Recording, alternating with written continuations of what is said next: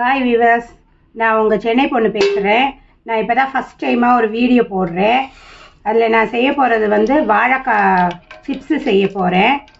இது எல்லாருக்கும் பிடிக்கும்னு நினைக்கிறேன். நான் ஏன் வாழைக்காயை தேர்ந்தெடுத்தேன்னா, கல்யாண வீட்டுங்களில் வாழை மரம் வைப்பாங்க தெரியுங்களா உங்களுக்கு? அது ஏன்னா வாழையடி வாழையாக தலைமுறையாக சந்ததி எல்லாமே தழைச்சி நிற்கணுன்றதுக்காக செய்கிறது. அதனால் நான் ஃபஸ்ட் டைம் செய்கிறதுனால இந்த வாழைக்காவில் சிப்ஸ் போட போகிறேன். இதில் தேவையான அளவுக்கு வாழைக்காய் எடுத்துகிட்டு காரம் தேவையான அளவுக்கு போட்டு உப்பு போட்டு நான் தட்டி வச்சுருக்கேன்.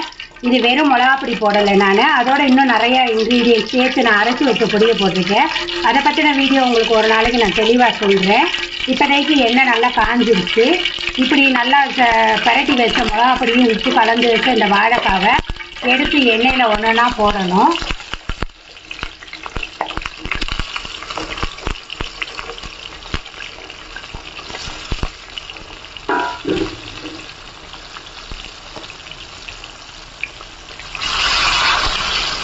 நல்லா எண்ணெய் சூடாகிடுச்சு. கொஞ்ச நேரத்தில் அழகாக எல்லாம் ப்ரௌனிஷாக இப்போ வெந்து வந்துடும். அவசரப்பட்டு திருப்ப வேண்டாம், ஓரளவு கொஞ்சம் நல்லா வெந்த அப்புறம் திருப்புங்க, இல்லைன்னா சரியாக வராது. இது நீங்கள் ஒரு 10 நிமிஷம் அளவிற்கு முன்னாடி நல்லா ஊற வச்சுட்டு பண்ணிங்கன்னா நல்லாயிருக்கும். இது மீன் வறுவலை விட செம்ம டேஸ்ட்டாக இருக்கும். அதனால் நான்வெஜ்ஜுக்கு ஈக்குவலாக இருக்கும். இது வெஜ்ஜு பிரியர்கள் இதை நல்லா சாப்பிட்லாம். இது சாம்பார், ரசம், மோர், காரக்குழம்பு இந்த மாதிரி எந்த டிஷ்ஷுக்குனாலும் நீங்கள் தொட்டு சாப்பிட நல்லாயிருக்கும்.